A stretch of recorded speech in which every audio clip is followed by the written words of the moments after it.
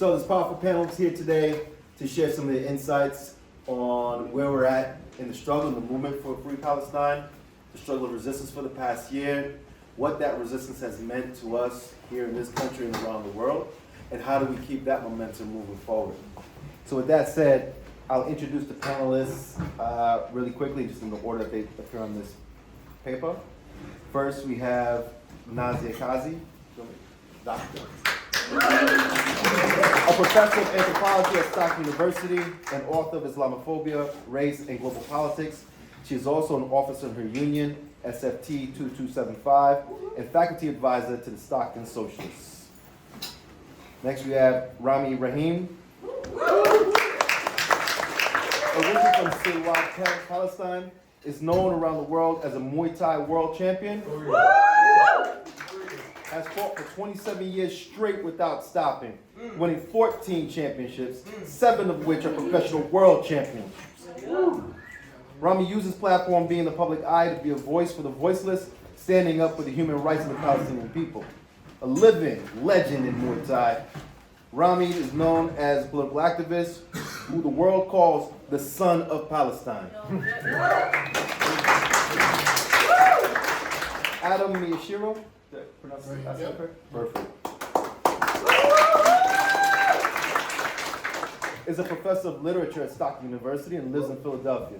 He is on the advisory board of the U.S. Academic and Cultural Boycott of Israel and has worked in the anti-war, anti-military, and Palestine solidarity movement for over 25 years.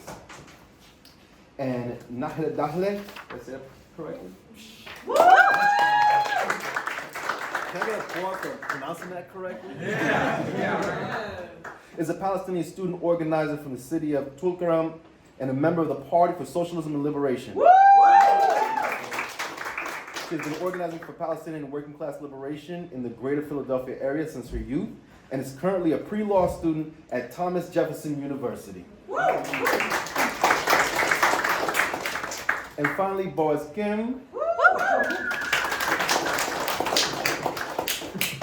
is a session musician, music teacher, and instrument repair technician in Philadelphia, and activist with MontCo for Palestine and ANSWER Coalition. He comes from a family of displaced Koreans due to U.S. imperialism. He spent half of his childhood in Philadelphia in Cheltenham Township, part of Montgomery County. His first time learning about Palestine and Israel was during 2014 when he was forced to attend a church service where the guest evangelical preacher gave an hour and a half genocidal sermon. Shame. Okay. So, how are we gonna do this? We'll start with you, Naz, if you don't mind.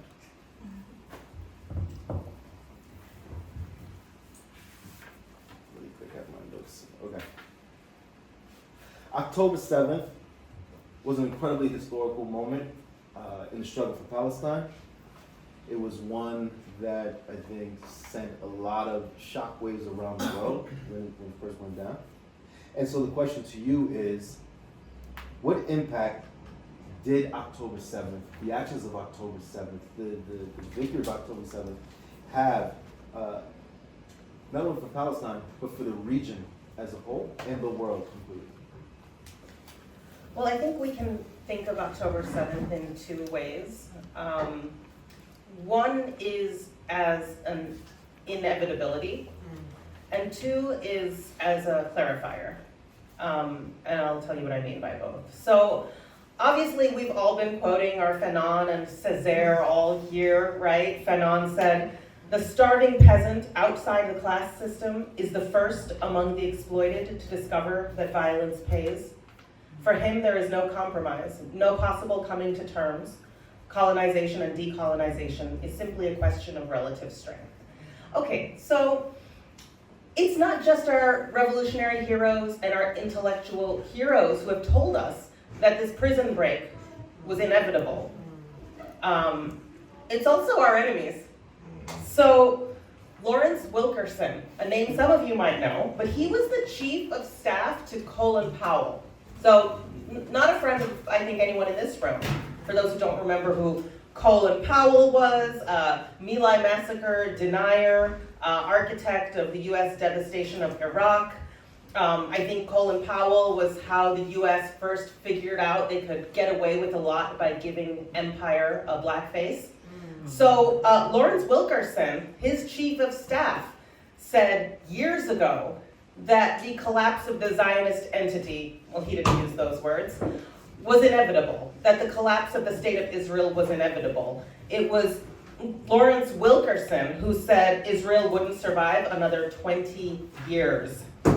He said that Israel is a strategic liability to US strategic interests of the first order and the most likely state in the world to take the US to Armageddon. So when I say that October 7th was an inevitability, I mean it was obvious to anyone paying attention, regardless of their commitments, right? Regardless of their relationship to the Palestinian freedom struggle, it was an inevitability.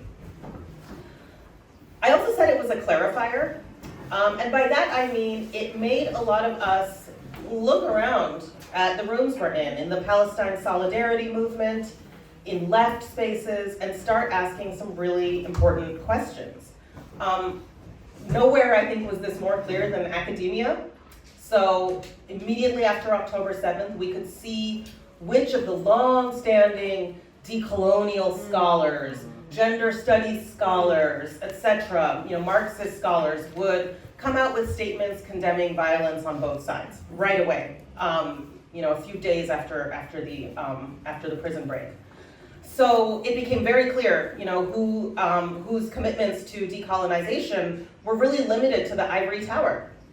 And I feel like since October 7th, we've had one clarifying moment after another. So first we saw who it was that was going to condemn violence on both sides or sort of neuter the whole thing with these false equivalencies. But then we would see, a few months later, who, say, among journalists or human rights groups, quote unquote, would spread falsehoods about the Al Ahli hospital bombing having been caused by a Palestinian rocket. Okay, journalist Mehdi Hassan made that claim. A lot of human rights organizations made that claim. And it became a clarifying moment for some people. For others, it wasn't a clarifying moment at all. We remember when Mehdi Hassan, for instance, hurled anti-Semitism accusations at Jeremy Corbyn in order to further his career. But for people who were new to the movement, it became a clarifying moment. We had another clarifying moment when Kamala Harris decided that Tim Walz was going to be her running mate, and a whole bunch of people in the Palestine solidarity movement breathed a sigh of relief because he reminded them of their grandpa or something like that. So my point is, this has been a clarifying moment for those of us in the movement to clarify not only our commitments, but to look around us and to see who really is in the fight. Yeah. Thank you. To Adam next, if you want to just kind of like expound on that, as someone who's been in the struggle for 25 years and part of different organizations, just sure. How do you interpret October 7th? Well, and also just, and if you can, in that span of your own solidarity history, right? Sure. What has changed, right, in terms of people's awareness or No, actually, that's probably the best place to start because, let's say when the BDS movement was called in 2005, right? Like a lot of people didn't really realize that there was actually a boycott, divestment, sanctions movement on. 2005 was even before the blockade of Gaza began. The unilateral disengagement, so-called unilateral disengagement from Gaza had not yet even, the settlers hadn't pulled out. So, when we talk about, it's almost like it's almost like in one night for me, things changed in like the last 20 years. Things that we used to talk about, the quartet, the peace process, all of these things like Dennis Ross, all of these people that we used to be so concerned about are no longer registered. But people keep repeating the same things that they repeat, that they were repeating back in the early 2000s. So it's almost like, the more things change, the more they stay the same. But I'm gonna say that in the last year, what we saw is, I always use the metaphor of an avalanche. I'm from Hawaii, so like there is snow there, right on the top of Mauna Kea, but like an avalanche doesn't actually, you don't see it at first. I don't know if you know this about avalanches. It starts underneath. And only after you hear the rumble do you see the top layer of the snow start coming down. And that's actually what we're seeing this last year. And I saw it because I work at the same university as Nazia. For a very long time, I was the only person doing Palestine solidarity work at that campus, right? And like, I'm glad that Nazia, Roz, like all these other people have joined. But when I was doing this work, I was like really alone. And I could not get a single other faculty member to do anything with me. And in the last year, we have seen a kind of a real sea change. Our liberal colleagues have, through one way or another, I think like a lot of lessons were learned since Ferguson. I think a lot of lessons were learned since Black Lives Matter. I think that that's actually one of the things that helped push this discourse along. Is that a lot of our liberal colleagues have joined in to, at least endorse very, what I think are very tepid demands for ceasefire. I mean, we're way beyond ceasefire now, but like we're thinking like maybe 6-7 months ago, we had about 85% of our faculty union endorse a ceasefire statement. For the first, 10 years ago in 2014, all right, the former university president labeled me as an anti-Semite for inviting Stephen Salaita onto our campus after he got fired from the University of Illinois to a whole, about a 300 room full of students, just labeled me an anti-Semite, just like that. Then he took 3 of our Zionist faculty members and then issued this anti-BDS statement immediately after the ASA boycott, the American Studies Association boycott had passed. It was a copy-paste of all these like 200 other university presidents, This year, what we saw was, we like university presidents didn't know what to do. We see like this kind of like unsure. Our university administrators are unsure like how to, to challenge people like my colleague Roz, who 1 week after October 7th wrote that this is genocide. We have been calling it genocide for so long. We called it slow genocide, we called it all kinds of other things. And a lot of us didn't believe that Israel could would go into Gaza and do this kind of damage. I mean, we thought 2014 was like incredible destruction. 2,200 Palestinians were killed, many children. The 4 children on the beach, if you remember that photo, they're playing soccer and you get nailed by an Israeli bomb that, again, the United States shipped over there. So in 2014, we had social media, we had Twitter, we had all of these things, but we didn't have it like live stream the same way. So I think like that's one of the key differences between 10 years ago and now. When we talk to our students today, like they don't watch NBC, they don't even watch MSNBC, they watch Instagram, TikTok, not really Twitter so much, but like those two, they see it for themselves. They don't know what to make of it. And in fact, I gave a couple of guest lectures in classes and students were like saying to me, I'm glad that you're saying something, you're explaining this, because we're seeing it on our phones and we don't know what to do with it. We don't know how to understand it. And so I think that that's one of the things that we need to all kind of focus on, is like the avalanche, that underneath layer. That's the youth right now. That's why you've seen like a bunch of like Zionist kids, like just suddenly like after a month of October 7th, just like waking up and like, I thought the Palestine flag was like anti-Semitic, and then I started to read about it, and like all of a sudden, right, they're starting to disabuse themselves of these Zionist myths that they had grown up with. So yeah, they're being ostracized from their family, their friends. Ta-Nehisi Coates once wrote an essay called "The Negro Sings for Zionism," right? And now he's being pilloried by the same liberals that glommed onto his work in 2008. The Obama book, all of these other kinds of things.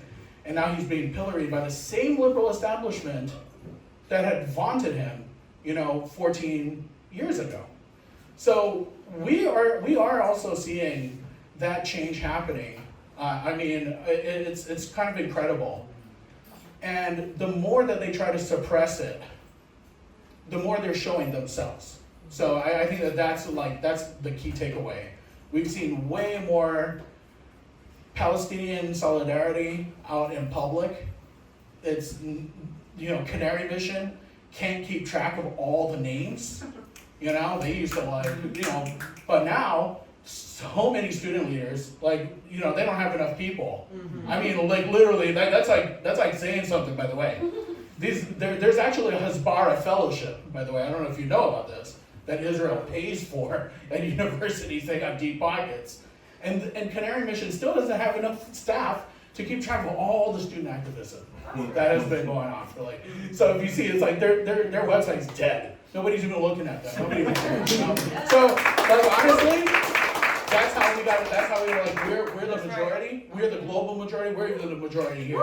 And we need to remember that. Yes. And that's what we're starting to see. That's right. Yes. We'll come to Rami. Coach Rami, anybody who's seen you, videos of your fights, anybody who's seen the fighters who come out of Rami Elite Gym, knows that those are killers. Those are some of the most serious, some of the bravest, right, local fighters that you'll see.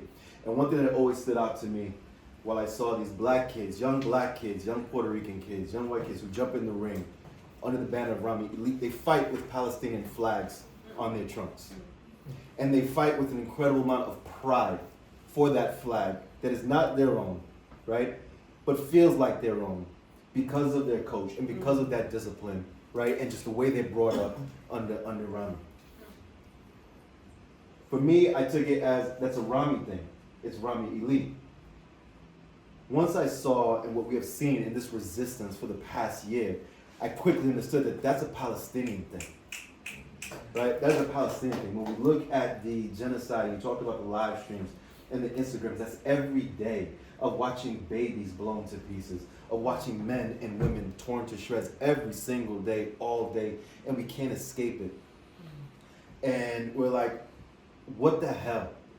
What the hell? And then on top of that, we see images and stories of fighters protecting captured prisoners. Because they're not hostages, right? Those are prisoners. Those are soldiers, and those are, but protecting captured prisoners. We saw the beginning, the first ones that were released, right? Thanking their captives, praising them.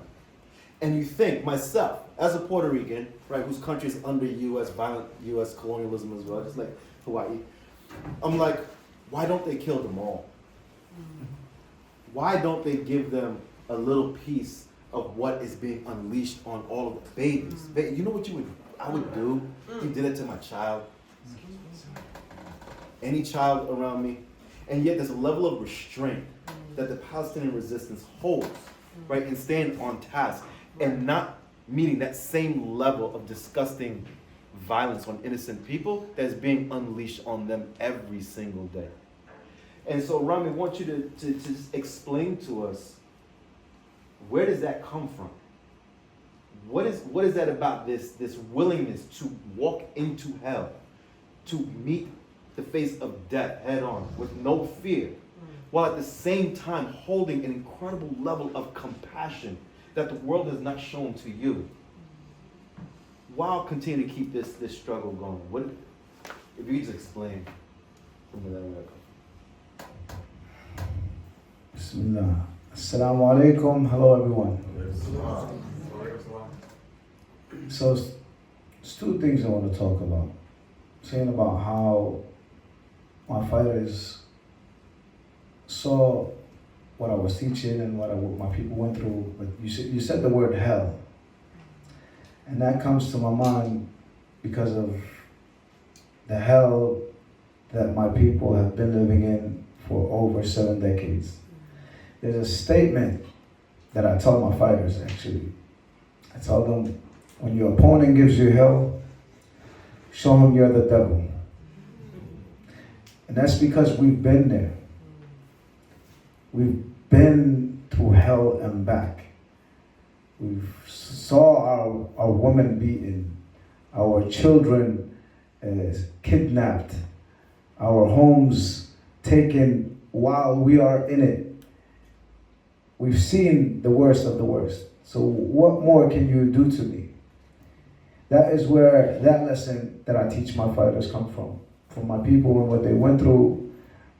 They've seen everything that there is to see, so that now they're not like surprised anymore.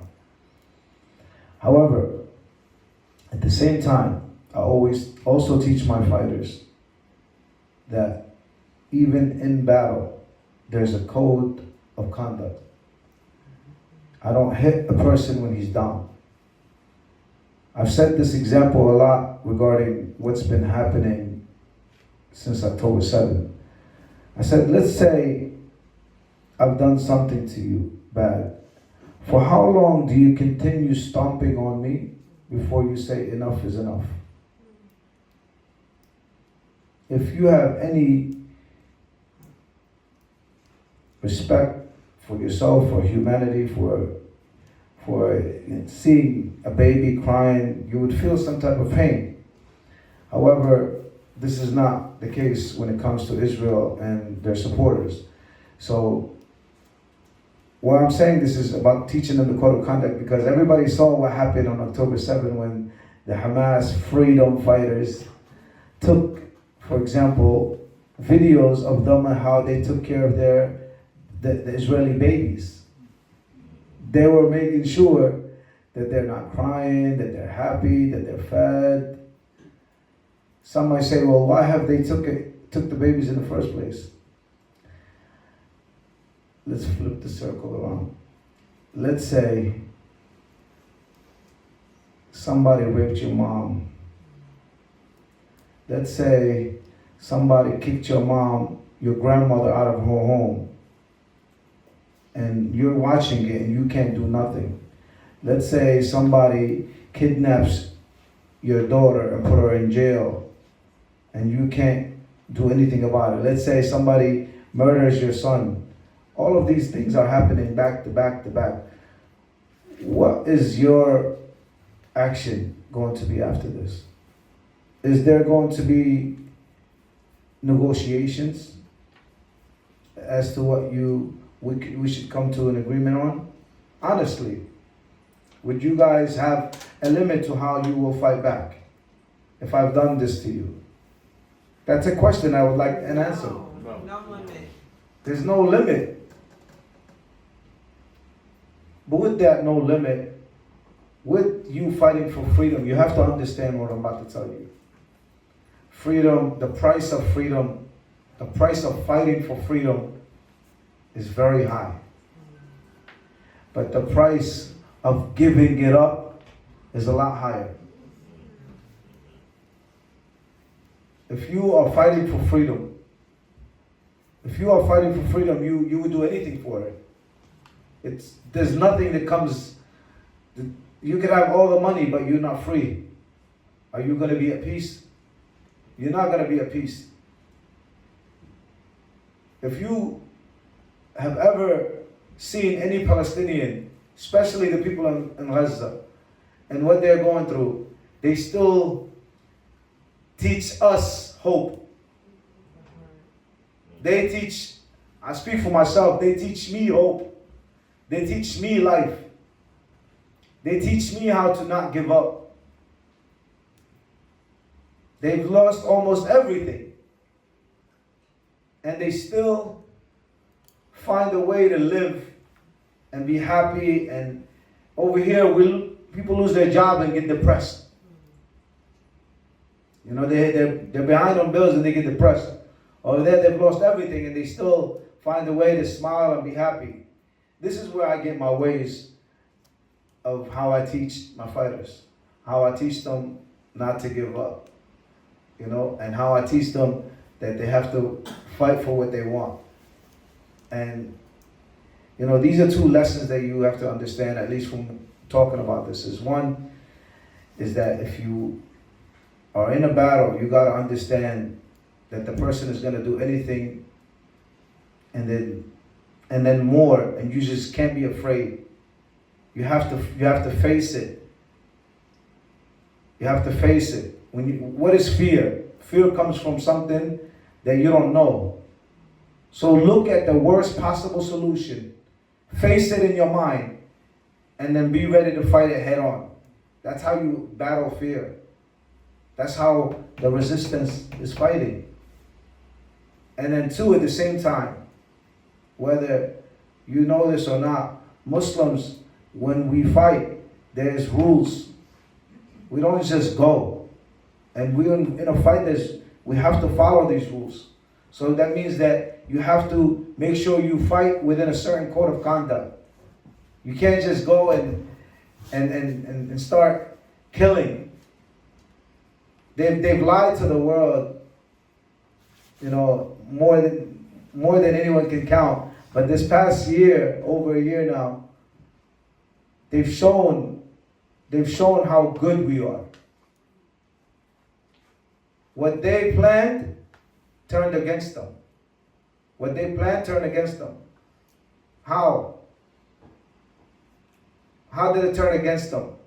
Because now, so for example, they wanted people not to talk about Palestine. The whole world is talking about Palestine. Mm-hmm. So now what they try to do is they try to censor. They try to stop everybody from speaking, which leads me to what I want to say is that we can't just fight on social media. We have to take it to the street. That's right. You have to take it to the street.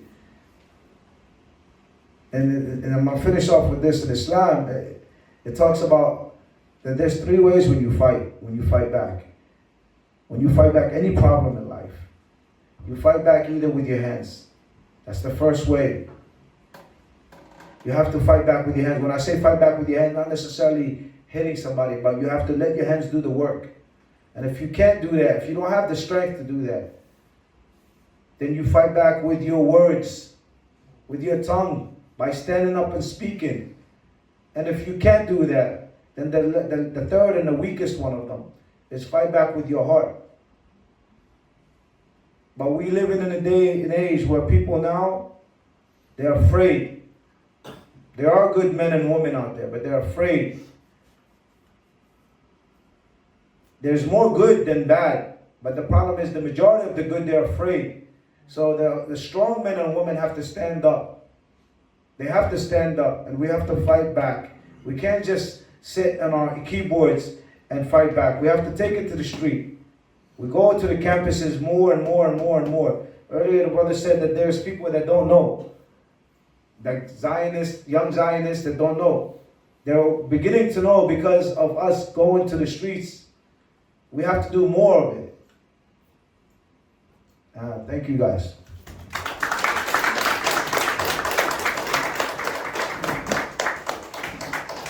Now that for the past year, we've seen an unprecedented amount of struggle of folks going out into the streets across the globe. I think some of the most powerful, some of the most inspirational actions have come from students, right? And all the students across the campuses, putting their futures on the line, putting their academic careers on the line for something that is much greater than them, right? As we witness the greatest horror that I think all of us have seen in modern times. With that said, I would love to hear from you, your assessment of where is the momentum now for that struggle, right? That the people in the streets, the students, right? The momentum that's been built. Where does that sit right now? And what needs to happen to continue that growing, right? To continue that struggle, keep growing and growing. Yeah, we've seen over the past year, we've seen numbers that we've never seen before out in the streets. We had the largest protest, anti-war protests in history in DC these past couple months.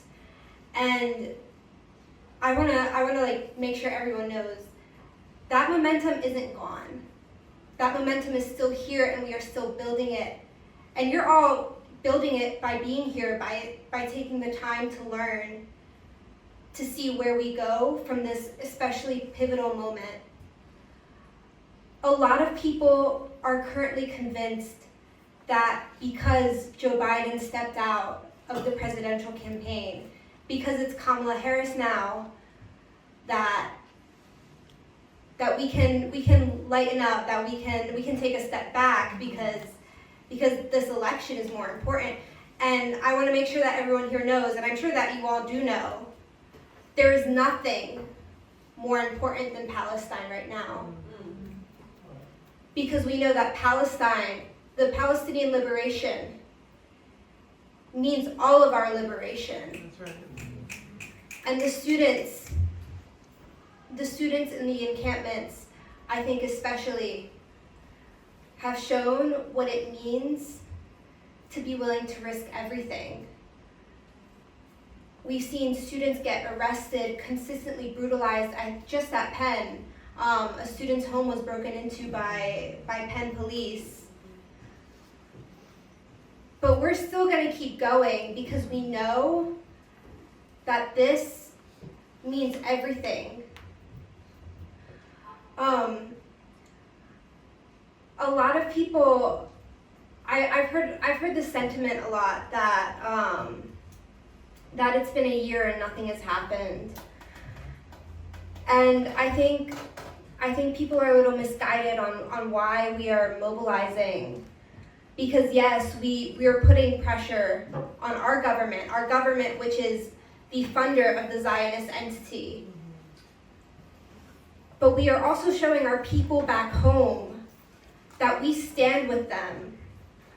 And Rami talked a lot about how we get our hope from our people and their steadfastness, but they also get hope from us. I remember seeing like videos of children in refugee camps in Gaza thanking and taking the time to learn the name of these colleges in English, to thank the work that we do in the midst of being killed. There is no possible way that we can stop. And especially now, of all times, we must stand united. And the resistance back home, I learned this from the People's Conference for Palestine in Detroit back in May, but there are several fronts to this struggle, and we are but one. Our mass mobilizations, our direct actions, our political education events, this is one front of the struggle. The other front is the resistance itself, the axis of resistance. The forces in Gaza, in Lebanon, in Yemen, in Iran, and in the West Bank. They're taking the real hits. But we have to continue to put pressure on our government because we're already seeing them be afraid of us. Joe Biden stepped out of the race because he was afraid of us. Yeah. That's right.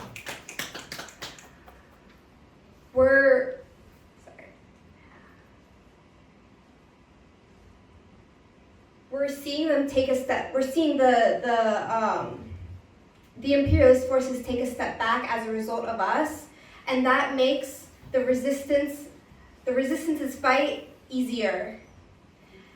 And that's the important part, is that we make their fight easier for liberation.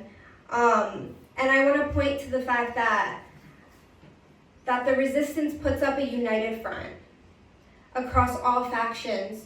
You have Hamas, you have Hezbollah, you have Iran, you have Ansar Allah in Yemen, and then you have the PFLP, the DFLP. You have Marxists uniting with Islamic resistance forces. And that is the same energy that we need to bring to this struggle here in the belly of the beast.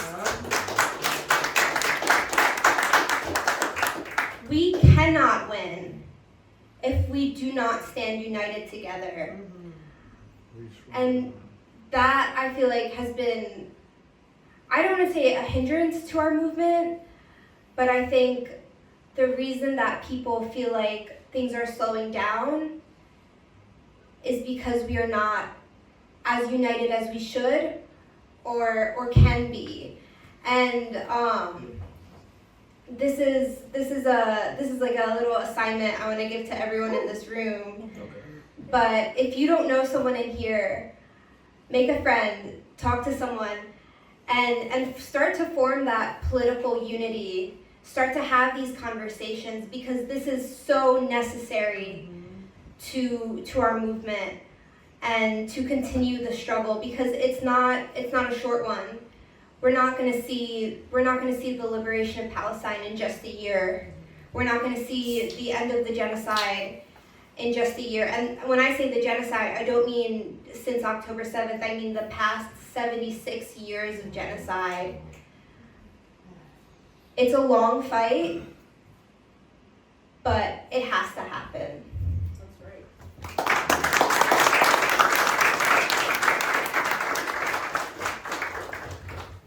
Excuse me, guys. I have to get going. I got some fighters to train.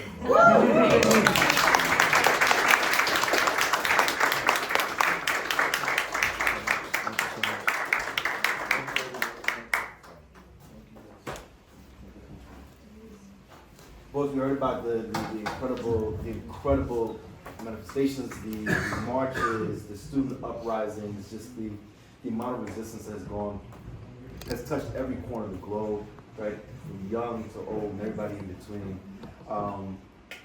You being a musician, a music teacher, right? Would love to hear how you understand the role of like art, of culture, right? In the moment of pure hell, of just death, of genocide, of sheer brutality, right? What is the role of artists, art makers, musicians in a moment like this? So let me just start off as saying I'm not a scholar in this exactly. I mean, in terms of activism, or maybe even art within activism. But I follow some other musicians on Instagram who make sometimes basically they take melodies, they take the harmonies of existing songs, and they change the lyrics. They change the lyrics to speak specifically about what's happening in Palestine, what's happening in Lebanon and in other countries, or what the US is doing, what Israel is doing, like specifically. And following some other times in music history, I mean, that's my degree, or I mean music education, but I took music history classes.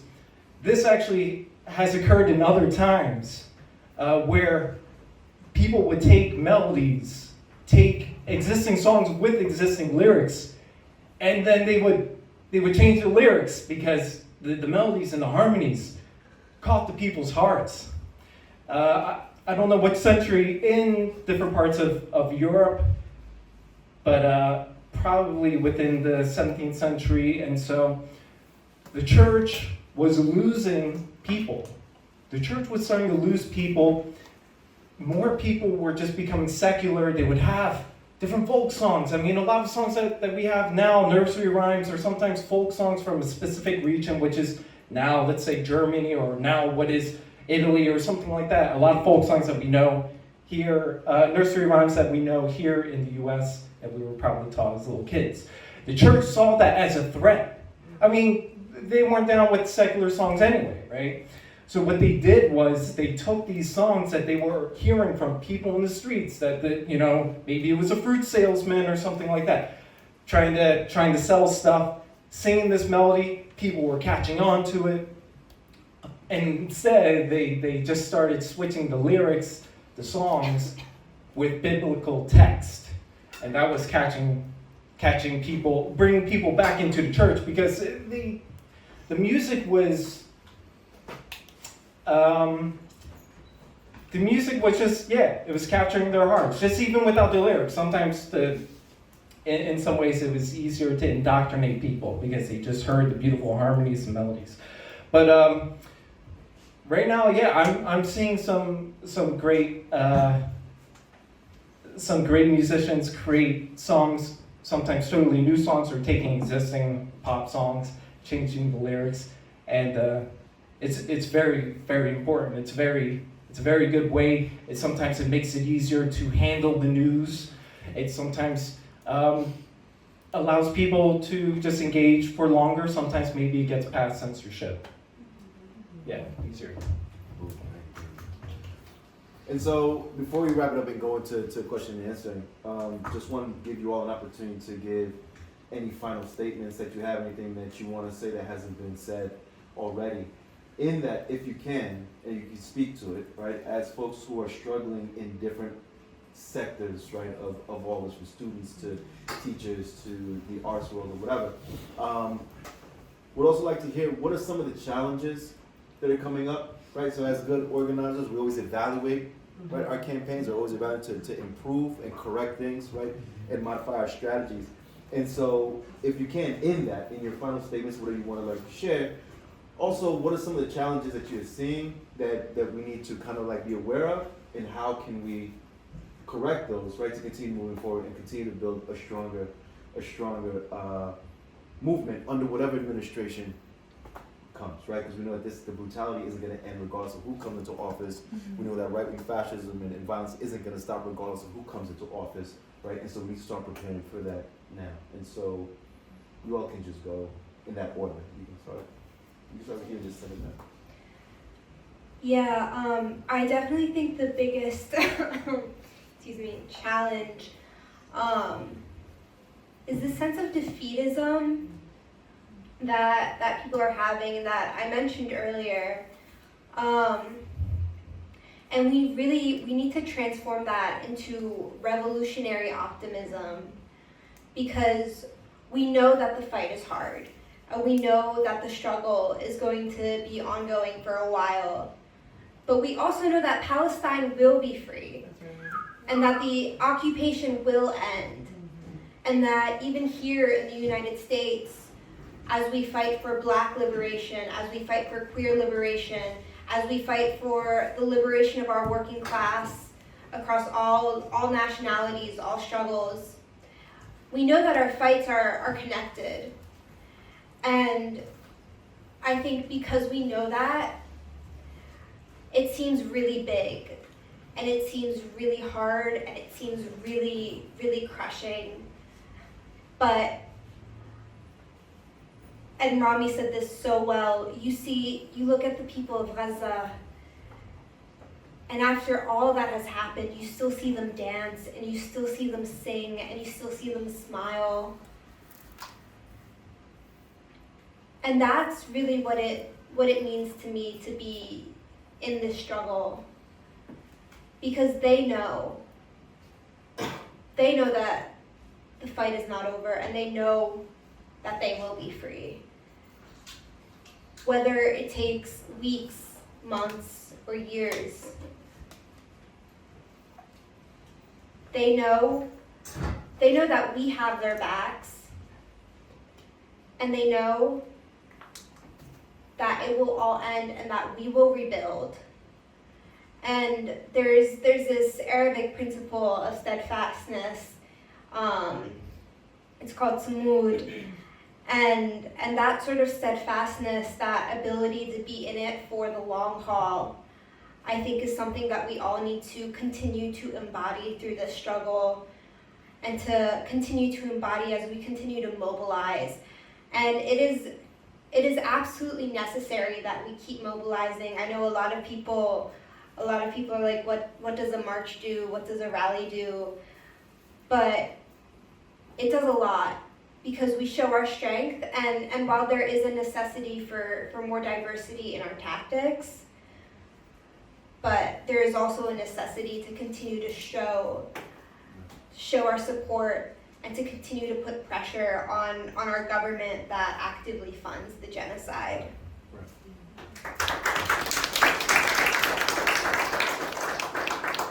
I was thinking about the question you asked Rami about restraint.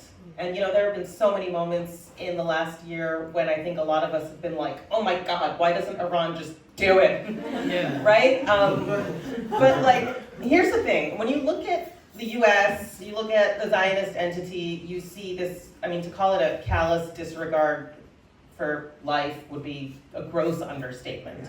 I mean, I'm sure many of you have heard of, the Hannibal Directive, but even for Israeli soldiers themselves, the Israeli government says that soldier is better off dead than taken captive. So we saw that play out on October 7th.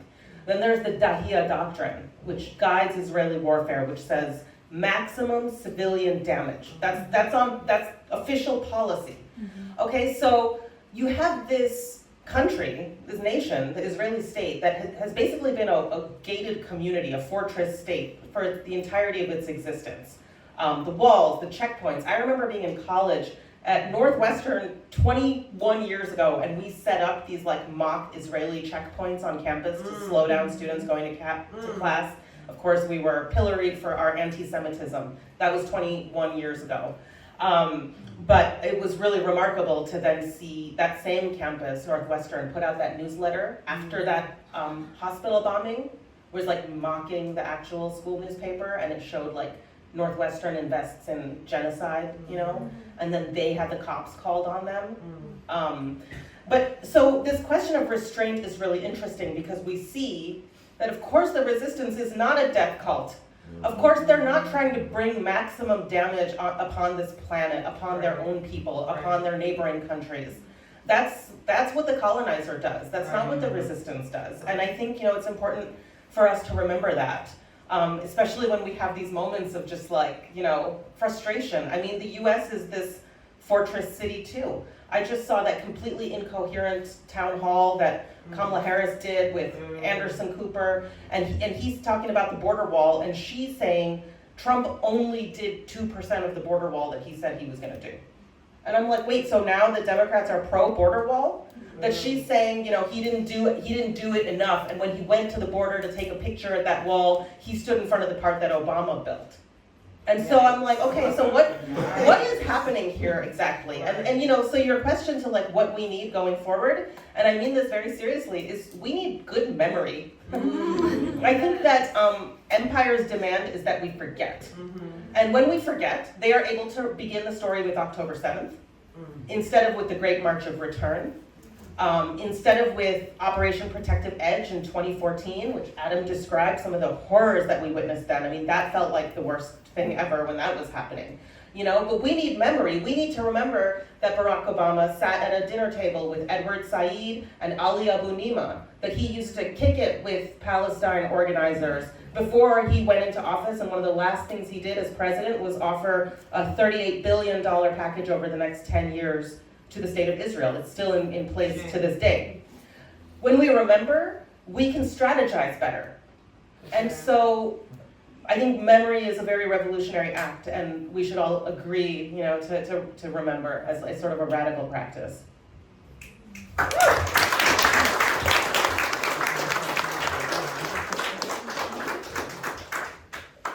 Okay, continuing with Whatever you want to say, whatever you want to say. I think all of us, if we can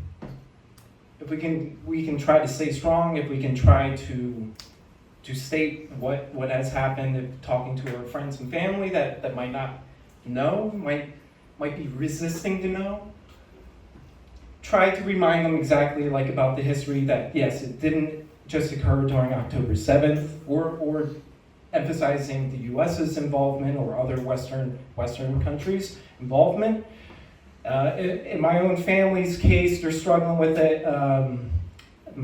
My family's of displaced Koreans. We've been there for who knows how long, but before the country was divided into a north and south, some of my family came from the north side and escaped down, and some came from the furthest south. But even my parents, my father, who was born during the war, his sisters, his older brother and sisters cannot return back to their own home. There was a time for them when showing the Korean flag, this is before World War II, or before the end of World War II, there was a time when showing the Korean flag was criminalized. People were dying because of a different, at the time, Imperial Japan was a thing, and they colonized Korea, and there was suppression there. Ethnic cleansing, they tried.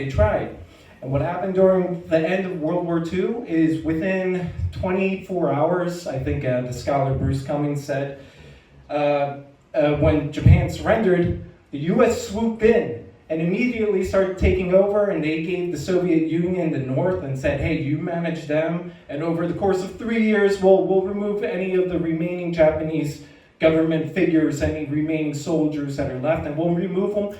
But at the time that the Korean people, they were never North and South exactly like that. They wanted to be free finally of a colonizer from China before that and whatever. But like they were finally, they wanted to be free. They wanted to be free, and what happened instead? The US installed a puppet government and ended up killing, I don't know the number, hundreds of thousands of Koreans. Anyone, even during my parents' generation when they were in the mid-1950s, early 1950s, at the actual start of the Korean War. Well, when my father was born and the Korean War was already began, but like right before that, when his sisters were born, the family escaped from the north side when there was all of a sudden a border wall being formed.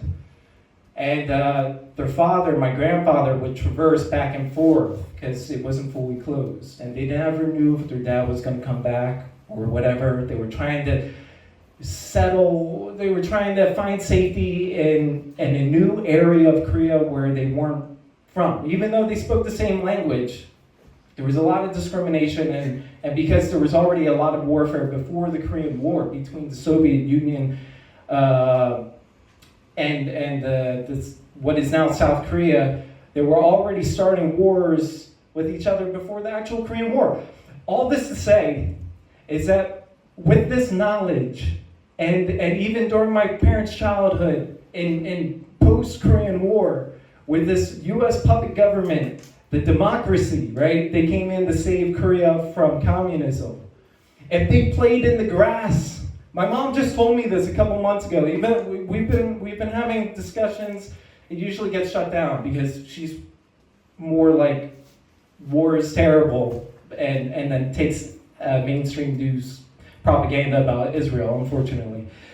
But she told me as a child, after the war, if they played in the grass, they'd be arrested or killed.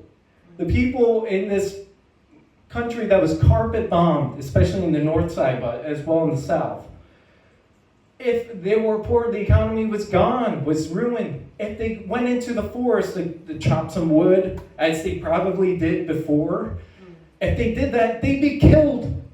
The puppet government had soldiers line up around the border of like mountainsides where the forests were. They would be killed.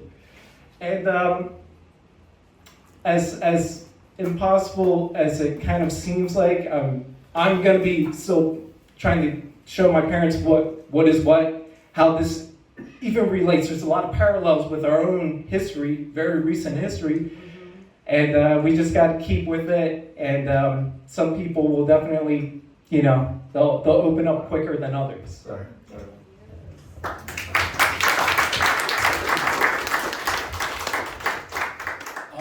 Thank you, all three of you, for what you're sharing. I would kind of want to allude back to, this idea that Korea, Okinawa, Hawaii, Guam are all under U.S. military occupation. I wrote an article with my colleague Nozomi Saito in Middle East Dive back in June, where there was a lot of confusion. I think Nazia talked about the Al-Ahli hospital bombing, what type of weapon that was. I grew up in Hawaii, where 167 military bases, Pohakuloa, Makua Valley, all, they shoot depleted uranium into our lands, poison our lands. And of course they do that in Okinawa, they've done that in Puerto Rico, like the military the US military is the really the worldwide thing. Like without the US military around the world, Israel couldn't be doing what it's doing, right? So we also have to be clear about like the power dynamics, like that Israel is a client state. When they stopped or paused temporarily the shipment of like 2,000-pound GBU 39 bombs, these are the Boeing JDAM Joint Direct Attack Munition bombs that Israel had been using to target civilian infrastructure.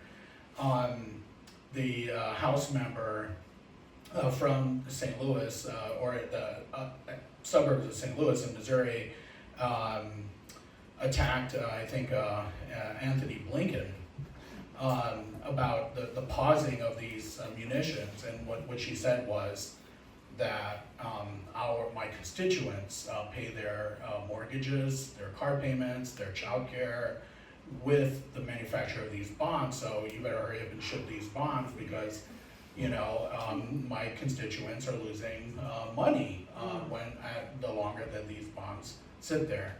I've been seeing I've been complaining about this for like I've been seeing like John Mearsheimer, I respect him, but he's been saying on a lot of different interviews that Israel has or the US has no strategic interest in Israel other than the lobby, and I think that's fundamentally an incorrect statement. Right. We make a lot of money selling weaponry, not only to Israel. I mean, I remember when they upped the sale of munitions to Israel right at the time that Ukraine was saying, where they were saying, we're not going to give more money to Ukraine because you're losing that war. So, follow the munitions, follow the money with the weaponry that's going around. South Korea, in 2017, it was Moon Jae-in was the president of South Korea. He was a human rights lawyer. I don't know if you know this, but he hated both Abe and Trump. They were trying to force the THAAD missile defense system on Jeju Island. Moon Jae-in, he lost all his molars from clenching his jaw at night because of the pressure that both the Prime Minister Abe and Trump were putting on him to put a missile defense system on Jeju Island. The Jeju Islanders did not want that there. He rejected it. He saw Trump and Abe on the other side. He saw Kim Jong-un on another. He went to North Korea. He was like, that's a safer option. THAAD went to, Trump had to sell the THAAD. It went to Saudi Arabia to bomb Yemen. Okay, so, and like this is one of the reasons why Yemen is so important in the axis of resistance, right? Like, so, like be very careful when you hear social media people and like others trying to tell you that Israel pulls the strings. They don't pull the strings. It's the United States that pulls the strings. If you cannot grow up in the Pacific and see all of the aircraft carriers that come in, the billions, the trillions of dollars of military funding that Pacific Command, or Indo-Pacific Command now they call it, controls 2/3 of the planet, half of the population of the planet. It is the largest military command structure that the world has ever seen. It frequently, like Indian Ocean is also part of Pacific Command now, and right now the Navy is stretched very, very thin. Read the Military Times, please. They report on what's going on. Right off the coast of Oman, mysteriously, the oil tanker that was supposed to refuel the Abraham Lincoln carrier group ran aground. Started to sink. They had to tow it to port in Doha. So the Abraham Lincoln carrier group couldn't get refueled. They don't report this shit in our media. And in fact, a lot of people don't even talk about this. But if you read the Military Times, if you read Stars and Stripes, I'm telling you, the military knows what they're doing. Yeah. And they're not really hiding it. Yeah. Okay? I have a lot of family in military, ex-military veterans, like from Vietnam era, you know? And like, we see what's happening. And when the Navy can't even get a group of 30 countries together, sit in a room in Doha and saying, hey, we need to stop this Houthi attacks on our shipping lanes. And then like, literally all the countries walk out and say, we're not in this. The Navy cannot do a goddamn thing about what Yemen is doing to the Red Sea. And they do not want you to, they don't want you to know that.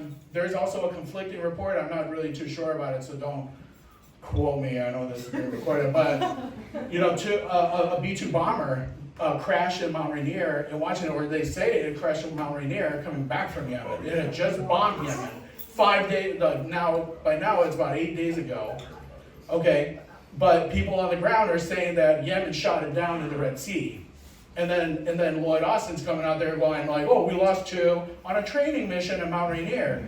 Just come back from Yemen. So, you know, there's a lot of funny business happening with the U.S. military. U.S. military is, and they are actually giving Israel a THAAD system. THAAD, by the way, is the large missile defense system. Iron Dome is like a 10th of the size. Each one of the Iron Dome missiles, by the way, is only 100 pounds. It's like a little toy. Because you know, that's how you know that Hamas isn't firing like super hard rockets that like can destroy a whole hospital. Because like you couldn't do that with the rockets that Hamas shoots out of Gaza for the last 20 years. It uses Iron Dome technology, which is like, again, a THAAD, like a kind of mini-me THAAD, you know? A lot of people don't really know. Also, when the Iron Dome, like people are like, was it a real dome or something like that? Like I heard a lot of confusion about what that is. But it is just a series of rockets that are mounted on the back of like trucks, okay? And it just shoots down anything that, you know, it's all GPS and radar, you know, technology. That's the other thing about JDAM. Like, you know, find out a little bit about the military hardware that is being used, because there's a lot of like mistakes, you know, tank shells. Like, a lot of people don't really realize that Merkava tanks are very similar in the cannon structure to the Abrams. They use the same size tank shell. So like, you know, even though Merkava and Abram tanks look a little bit different, they fire the same tank shell out of their turrets. So when you see, just like when 10 years ago when we saw Ferguson, tear gas and rubber bullets being shot at people, okay? And then the Palestinians in the West Bank were like showing the exact same tear gas canisters made in USA, right? Like that are shot at them. And they're saying, hey, look, you know, they shoot this at us all the time. We know how to deal with it. It's the same thing when it comes to the military weapons industry. They're very, very closely connected. Again, the police are also a part of this. There is, you know, Deadly Exchange. Go look up that website. But about, you know, there's a lot of coordination between law enforcement, and military. Between the United States and Israel, but only one side really pulls the string. If like they wanted to end this, the United States could end it tomorrow.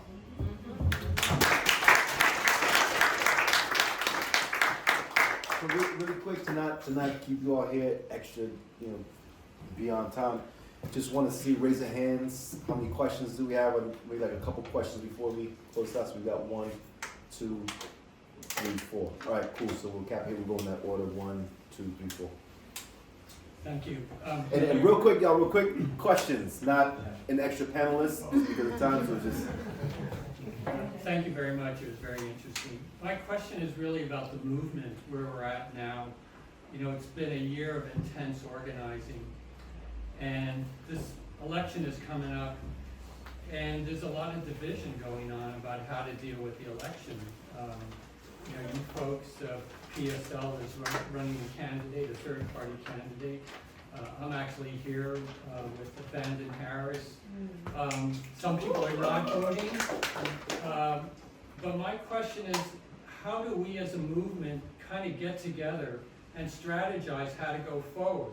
And we've had a year of all this intense activity, but I'm not getting the sense that we have a strategy the Palestinian solidarity movement doesn't seem in the United States and Canada, because I'm actually from Canada, but we work together. You know, how do we develop a common strategy to meet the moment? Because this is an historical conjuncture, and we have to be more than just individual organizations and individual activists. We'll just take all the questions real quick. Thank you for everything. It's like my first time here. I just really, I'm 24. I'm like a recently graduated student from Temple. I was a kid during the Bush administration. I was a kid during Obama. Like, I just feel like I've been kind of these trickle down like lies and like just, I don't know, just facade of what really is has been like given to me and like fed through me from my parents, and like now that I am my own person, I can like wake up and see like what the world really is.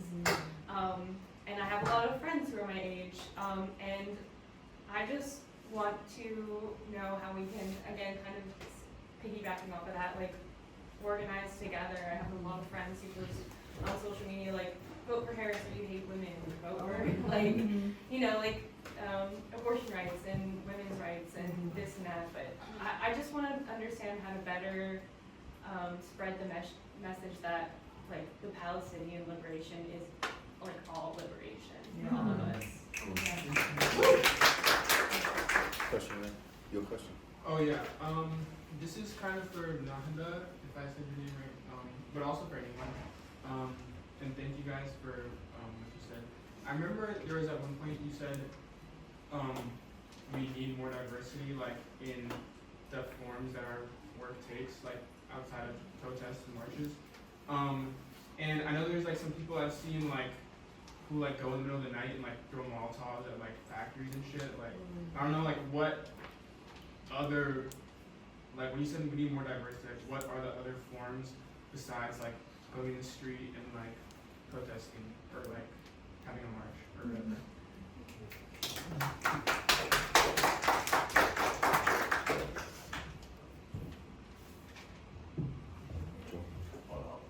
We good? You had your hand up? Back. Was there a hand back there? No? Cool. I have a question, well, not a question, but I'm just wondering, like, how come we don't focus on a third-party candidate to help us? I mean, you know, Jill Stein is a pro-Palestine third-party candidate. How come we cannot just try to, you know, build our energy on that, or have her, you know, reach out to Democratic, because everybody's, you know, trying to push her down to the fact, but at least, you know, try to build up the grassroots and a third party. Even, we know we have two candidates that are, you know, not gonna be for pro-Palestine in any way or form. But at least try to build a grassroots party like Jill Stein, who is pro-Palestine. I don't know, So, reach out to her, or I don't know, in some form, to come to Philadelphia, since it's a very, you know, pro-Paris kind of brainwashing going on here. But So- somebody can actually hear her more. so for you guys, what we have, thank you.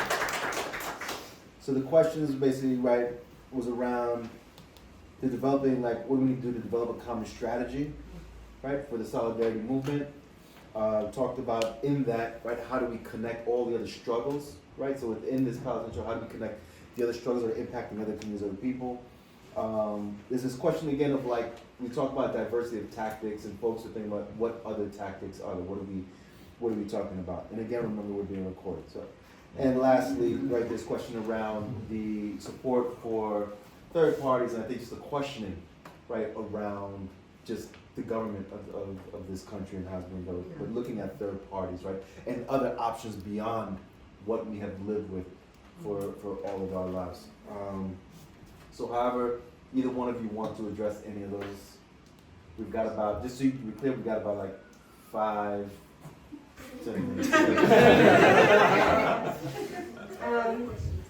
I can get us started here, and then my co-panelists can add on. But I think the first three questions kind of speak to this one organizing principle that I think we all know how to do this. We just need to do it more. And I think it's just talking to people, having these conversations, and really being able to like stand your ground, but also meet them where they're at. Like, a lot of people actually don't know, and it's hard to believe with everything that we are seeing on social media. There are still people who do not know what is happening, or who are misguided by the bombardment of propaganda from the minute that we are born in America. And this question of strategy, I think, comes from this moment of like disunity that we kind of have a little bit within the movement. It is especially important for people to organize within organizations, because that's how we organize. We get together, we create these spaces, because we can't organize within the system, and that's part of why we don't unite around one singular like third party candidate. The PSL is also running Claudia de la Cruz, but we know that the two-party system won't allow for third-party candidates to ever win the election. They'll find some way. They've taken us off of the ballot in Pennsylvania and in Georgia.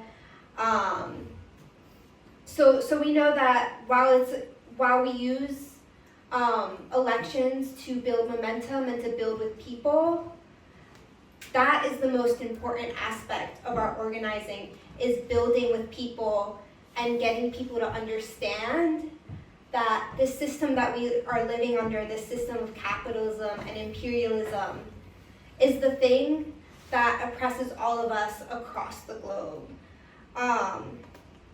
So in terms of like strategy and tactics, I think it is really dependent on our ability to unite the movement, and to extend an olive branch, whether or not you might feel like political disunity with some other organization. That doesn't matter here. We can't even count how many people have died in Gaza. Why? I wonder why we continue to have this sort of like, oh, we won't work with them, we don't like them, or whatever. Like, to me, it's all bullshit, because my people are dying. So I want to like encourage people to look to the Shut It Down for Palestine movement, a coalition headed by the Palestinian Youth Movement, the People's Forum, the ANSWER Coalition, the National Students for Justice in Palestine, because I think that really represents this diversity of tactics that we are looking for, with campaigns against Maersk, the like largest logistics company that is behind the genocide, with consistent outreach, consistent political education, like events like these, and to just participate in any way that you can, because any form of participation is a form of organizing, and is a form of participating in building a larger movement towards a revolution, towards our liberation.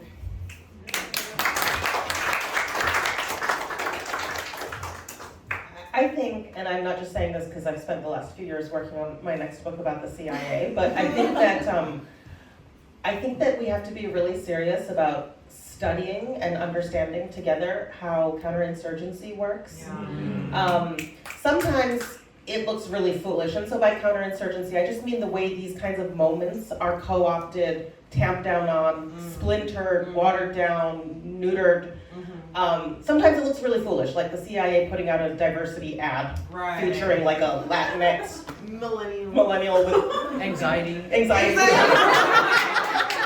But you better believe it's way more sophisticated than that. It's actually way more sophisticated than that. And I bet when 300,000 of us converged on Washington, D.C. on November 4th last year, they all sat down to be like, all right, how do we put together a discourse that says, what have Palestinians done for black people? Yeah. You heard that Talk discourse, about it. right? You better believe they figured out how do we get I'm speaking Right. to be some kind of gotcha in the face of genocide. This did not happen organically. There are people that have figured out how to, I mean, listen, in the Cold War, they figured out how to invent the Boston Symphony Orchestra, which is a creation of the CIA, and like the career of Jackson Pollock as ways to fight not just the Soviet Union, but all the global South countries that had progressive movements or socialist movements happening. So they are sophisticated, and we have to be very serious about that, lest we get taken in by this bullshit election madness every time. I mean, it feels like it's 2016 again, it feels like it's 2020 again, except the backdrop has changed so grotesquely, and we're still being told, you know, the same lies about lesser evilism, while that supposed lesser evil is telling us with her own mouth that she is not, that she, you know, I mean, in the last election, Joe Biden said, vote for me and nothing will fundamentally change. He said that to a room of wealthy donors. She is now going on every interview and saying, I'm gonna do exactly what he did, don't worry about it. And Wall Street is saying they love it, and the neocons are saying they love it, and the war industry is saying they love it, and yet somehow people get sucked into this conversation about elections again. So I think, you know, for those in this room, take some time and study this stuff. Like the field manual on counterinsurgency from the US government literally tells you what kinds of people there are in this room. There's 4 kinds, and the ones who are like real hippie and woo-woo are easy to get. They have all these like philosophies that they've worked it down to a science. So this stuff isn't just these ruptures that you're describing, you know, they didn't just happen organically. And you better believe that the ruling class knows that they have class interests and they've organized around them. And you know, it's on us now.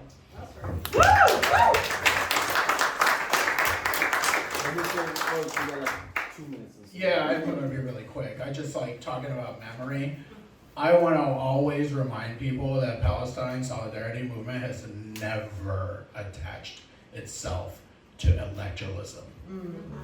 For any party. No vote, no political party is going to liberate Palestine. That's right. That I don't care. I don't care which political party you're in. It's never going to work because that's not how it's done. Anti-colonialism is not done in a ballot box. Okay, and that's actually one of the things that, you know, I've been always. I'm saying, like, you know, third party candidates. Yeah, fine. If you want to build a political party, that's one thing. But that political party is never going to like be the thing that like liberates Palestine or anybody in the global South. It wasn't what it wasn't how apartheid ended. It wasn't how South African apartheid was ended. It took 20 years for the South African anti-apartheid movement to actually like make a dent in the United States by the 1980s, and that was without a monumental, you know, South African lobby. You know what I'm saying? So like, what we've done without that in the last 20 years has actually been phenomenal, but it's never been. I just remember when people were trying to say that Bernie Sanders was going to decolonize. The journalist Abby Martin was like, Bernie Sanders is going to decolonize Palestine from the White House, and like, no, he's not. And like, I don't know if you've seen where Bernie Sanders is now. Not a good look. So I'm just saying, electoralism, not part of the Palestine movement. Vote, don't vote, whatever. Palestine's not going to be free in a ballot box. I think just try to talk to people about why the third party cannot win. Explain several reasons, including the Democrats spending a lot of money to try to squash them, as was spoken about earlier. And then other thing would be to try to convince people, as I have done with some other family members, that Trump didn't ruin the United States. Trump did not. It's not the one who's bringing fascism. Racist speech. Well, anytime they talk about the southern border wall, the southern border, it's racist. A lot of it's racist. Anyway. Cool. Thank you. Folks, give it up for our panelists.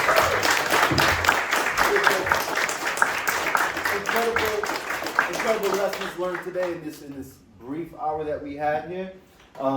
This is a moment of clarity, like Naz said, right? It's a moment of clarity, not just around the brutality, the capabilities of how brutal the Israeli regime could be, but just how brutal this regime is and can be, right?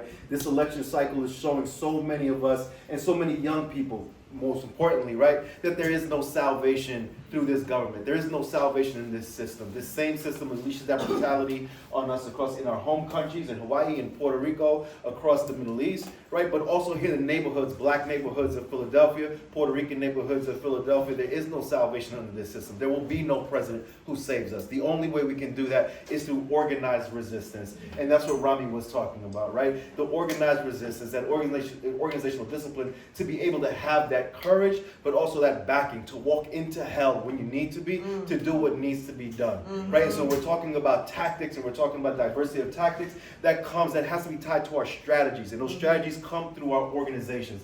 They don't happen as individuals, they don't happen as small collectives of folks who want to come in. You can do some things as individuals, but the true change, the monumental change that we need only happens through organized resistance.